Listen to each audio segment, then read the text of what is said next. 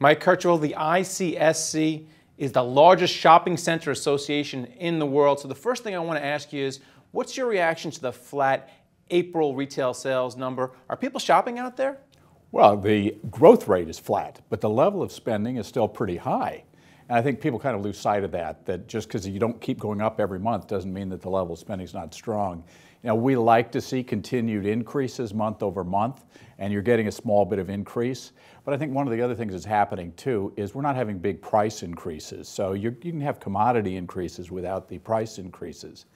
And Greg, to your question, are people still shopping? They are. They're still shopping. They're still spending. The stores are busy, the malls are full, and the REITs are doing very well. It's kind of just one indicator of the health of the shopping center industry. Well, the ICSC has its big annual meeting in Las Vegas next week. What are going to be the big topics out there when you get all those REIT managers and shopping center owners together? Well, I think our convention, which we call RECon, is really kind of an old school leading indicator for our industry. And this year we have more people coming than we've had since before the recession.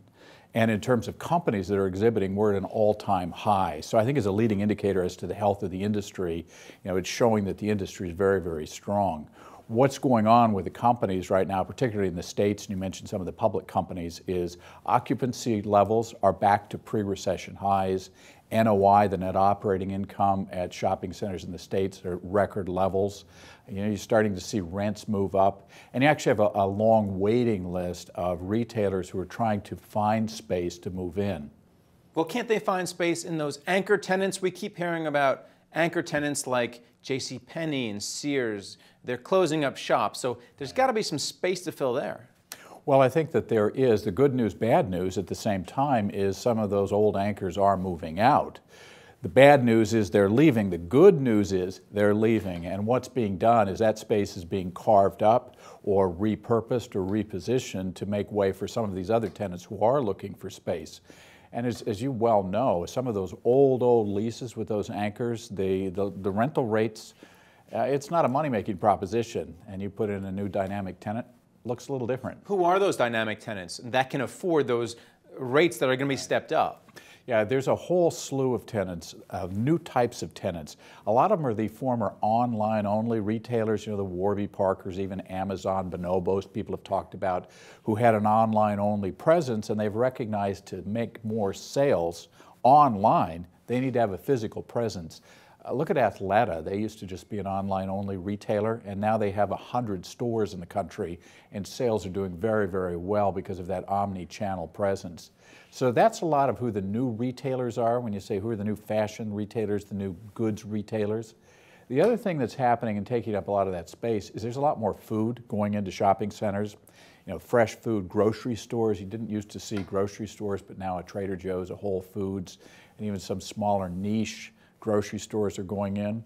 And restaurants, fresh food, sit-down tables, fast casual. They're also taking up a lot of that space. And then finally, what about all these activities people keep doing at the malls? For now, it seems as though malls are attracting people through all kinds of games and athletic activities and fun things, and not just at the kiosks in the mall, but in the open spaces. Right. Well, you know, I think that when we think back to what a shopping mall used to look like 20 years ago, you'd go there and you'd go to the game room and kind of hang out there. Yes, I did. Yeah. And then we had the wave of the themed restaurants and what sort of entertainment. What we've evolved to now is recognizing that the shopping center is really a center of social activity. When we would go downtown and, if you will, hang out and just kind of people watch and be with our friends, that's what the shopping centers are today, particularly to the millennials who like to socialize in person as well as online. And what are they doing? Well, I think a lot of the shopping centers in this country certainly are facilitating that by having seamless Wi-Fi and using technology to really play into what this generation of shoppers wants when they're together socializing. You know, the funniest thing to me is you see a group, and I have 2 kids who are in that age group, they get together with their friends and then they're working by themselves on their cell phones. That's just part of the culture. The shopping centers are embracing that and facilitating that and welcoming these people. And while they're there, they shop. All right. Thanks a lot, Mike. Thank you, Greg. Thank you for watching The Street.